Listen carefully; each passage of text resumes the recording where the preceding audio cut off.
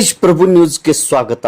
ಅಣಕು ಸಂಸತ್ತು ಕಾರ್ಯಕ್ರಮ ಯಮಕನಮರಡಿಯ ಸ್ಥಳೀಯ ಸರ್ಕಾರಿ ಪಿಯು ಕಾಲೇಜಿನಲ್ಲಿ ದಿನಾಂಕ 13 ಜುಲೈ 2026ರಂದು ಕಾಲೇಜ್ ಸಂಸತ್ ಚುನಾವಣಾ ಕಾರ್ಯಕ್ರಮವನ್ನು ಹಮ್ಮಿಕೊಳ್ಳಲಾಗಿತ್ತು. ಶ್ರೀ ಎಸ್.ಆರ್. ತಬ್ರಿ ಪ್ರಾಸ್ತಾವಿಕವಾಗಿ ಮಾತನಾಡಿ, ಕಾಲೇಜಿನ ವಿದ್ಯಾರ್ಥಿಗಳು 18 ವರ್ಷ ಮೇಲ್ಪಟ್ಟ ನಂತರ ಮತದಾನ ಮಾಡಬೇಕಾಗುವುದು. ಅಂತಹ ಸಂದರ್ಭದಲ್ಲಿ ಈಗ ಮಾಡುವುದು ಮತ್ತು ಮತದಾನದ ಪ್ರಕ್ರಿಯೆ ತಿಳಿದುಕೊಳ್ಳಲು ಇಂತಹ ಅಣಕು ಚುನಾವಣೆಗಳು ಉಪಯುಕ್ತವಾಗುತ್ತವೆ ಎಂದು ತಿಳಿಸಿದರು.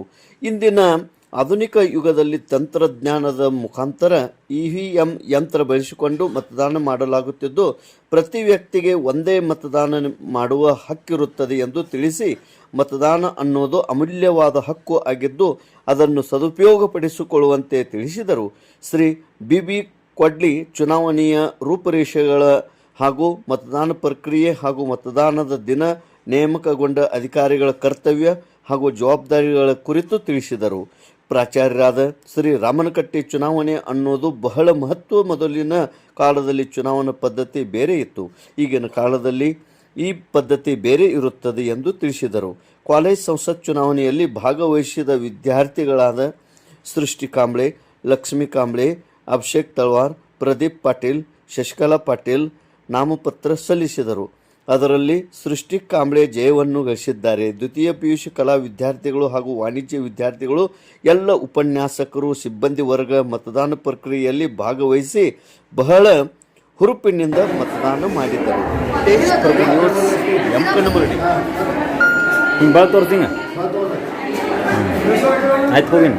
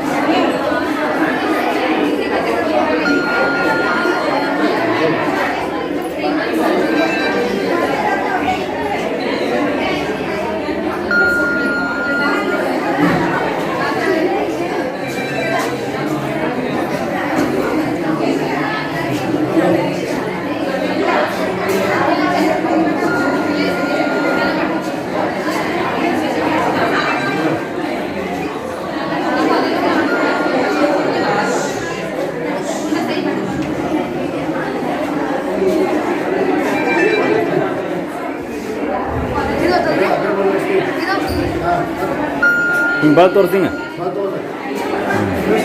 ಆಯ್ತು ಹೋಗಿ